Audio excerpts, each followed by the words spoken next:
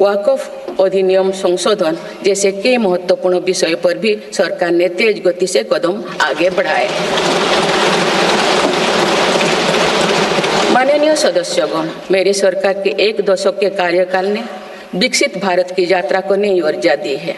विकसित भारत के विजन में जन भागीदारी का सामूहिक सामर्थ्य है, देश की आर्थिक उन्नति का रोड मैप है, डिजिटल क्रांति के रूप में टेक्नोलॉजी की ताकत है और आधुनिक इंफ्रास्ट्रक्चर आधार भी है। मेरी सरकार के प्रयास के बल पर भारत दुनिया की तीसरी सबसे बड़ी अर्थव्यवस्था बनने जा रही है। विकसित भारत की उड़ान को हमारे संविधान के आदर्शों का सतत मार्गदर्शन मिलता रहे, इसके लिए सरकार ने सेवा, सुशासन, समृद्धि और स्वाभिमान इन प्रमुख सिद्धांतों को गवर्नेंस के केंद्र में रखा है। सरकारी फर्म, परफॉर्म और ट्रांसफॉर्म के अपने संकल्पों को तेज गति से आगे बढ़ा रही है।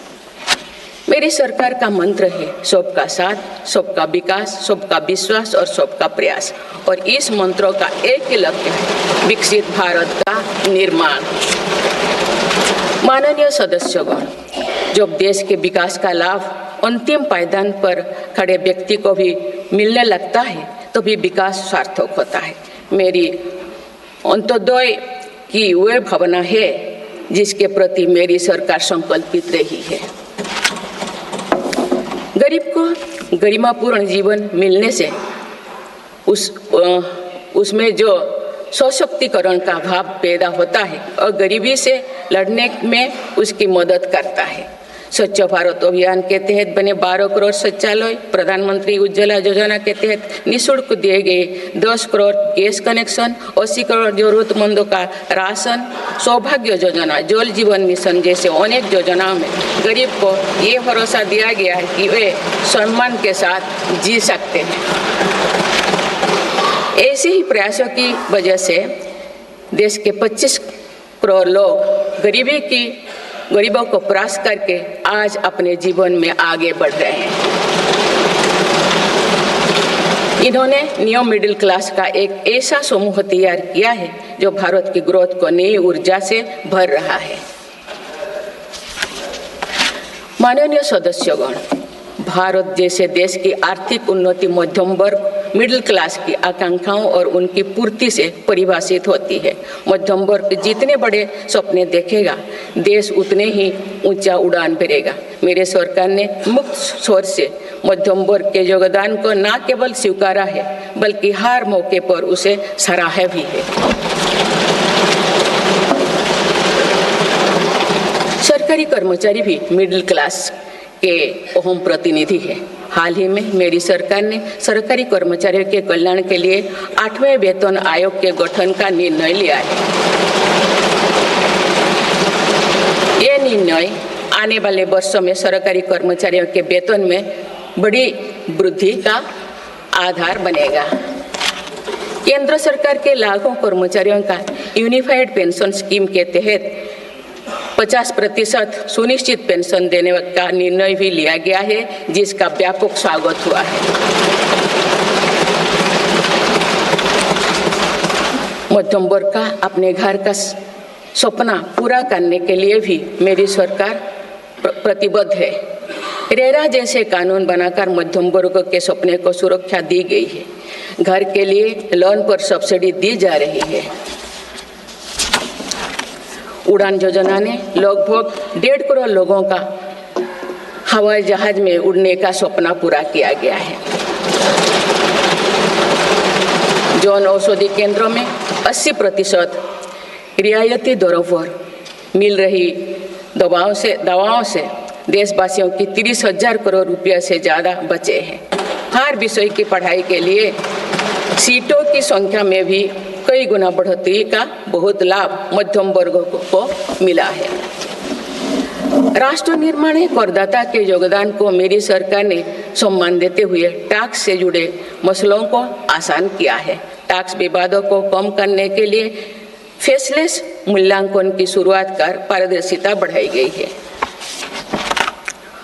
आप देश में 75 वर्ष से अधिक उम्र के वरिष्ठ नागरिकों को जिन्हें सिर्फ पेंशन मिलती है, आयकर रिटर्न दाखिल करने के संबंध में स्वयं निर्णय लेने का अधिकार दिया गया है। माननीय सदस्यगण, मेरी सरकार महिलाओं के नेतृत्व में देश को सशक्त बनाने यानी ह्यूमन लेड डेवलपमेंट में विश्वास करती है। नारी शक्ति बंधन अधिनियम के द्वारा लोकसभा और विधानसभा में महिलाओं के लिए आरक्षण इस दिशा में एक महत्वपूर्ण कदम है। राष्ट्रीय ग्रामीण आजीविका मिशन के तहत 91 लाख से अधिक स्वयं सहायता समूहों को सशक्त किया जाए। अधिक की राशि बैंक लिंकेज के माध्यम से वितरित की जाएगी। मेरी सरकार का लक्ष्य देश में 3 करोड़ लखपति दीदी बनाने का है। आज 1 करोड़ 15 लाख से भी अधिक लखपति दीदी एक गरिमामयी जीवन जी रहे हैं। इनमें से लगभग 50 लाख लखपति दीदी बीते 6 महीने में बनी है। ये महिलाएं एक उद्यमी के रूप में अपने परिवार के आय में योगदान दे रहे हैं। इंश्योरेंस फॉर ऑल की भावना के साथ कुछ महीने पूर्व ही बीमा सखी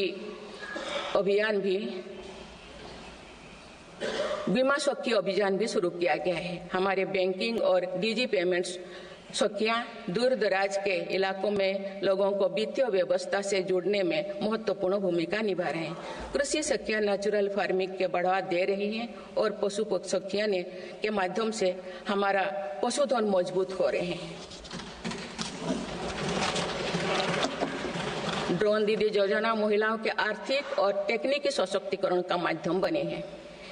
ये इस संसद के लिए गौरव का विषय है कि बड़ी संख्या में भारत की बेटियां लड़ाकू विमान उड़ा रही हैं, पुलिस में भर्ती हो रही हैं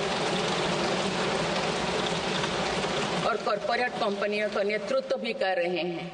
मेरी सरकार के निर्णय के बाद बालिकाओं की भर्ती राष्ट्रीय मिलिट्री स्कूलों में प्रारंभ हो गई है। नेशनल डिफेंस एकेडमी में भी महिला कैडेट्स को भर्ती शुरू की गई।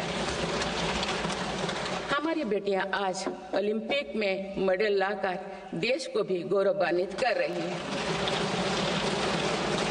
मैं भारत की संसद के माध्यम से देश की नारी शक्ति को विशेष बधाई देती हूँ। माननीय सदस्यगण, पिछले 1 दशक में देश के हर बड़े प्रयास का दायित्व आगे बढ़कर भारत के युवाओं को उठाना पड़ा है। आज हमारा युवा स्टार्टअप स्पोर्ट्स से लेकर स्पेस तक हर फील्ड में देश का नाम रोशन कर रहे हैं। माय भारत पोर्टल के जरिए लाखों युवा राष्ट्र निर्माण के कार्य से जुड़ रहे हैं।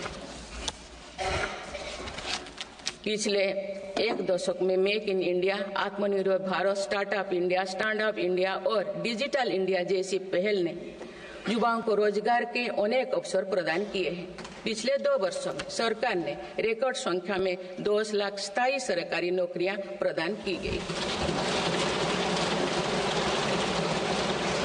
मेरी सरकार ने युवाओं के बेहतर कौशल और नई अवसरों के सृजन के लिए 2 लाख करोड़ रुपया का पैकेज स्वीकृत किया है। 1 करोड़ युवाओं के लिए इंटर्नशिप की व्यवस्था से युवाओं को ग्राउंड पर काम करने का अनुभव प्राप्त होगा। आज देश में 1.5 लाख से अधिक स्टार्टअप है जो इनोवेशन के स्तंभ के रूप में उभर रहे हैं। 1000 करोड़ रुपया की लागत से स्पेस सेक्टर में वेंचर कैपिटल फंड की शुरुआत की गई है। US world future skill index 2025 में भारत विश्व में दूसरे नंबर पर पहुंच गया है। यानी फ्यूचर ऑफ वर्क श्रेणी में एआई और डिजिटल टेक्नोलॉजी अपनाने में भारत दुनिया को रास्ता दिखा रहा है। ग्लोबल इनोवेशन इंडेक्स में भी भारत की रैंकिंग 76 से सुधार कर 39 हो गए हैं। माननीय सदस्यगण, मेरी सरकार राष्ट्रीय शिक्षा नीति के माध्यम से विद्यार्थियों के लिए आधुनिक शिक्षा व्यवस्था तैयार कर रही है। कोई भी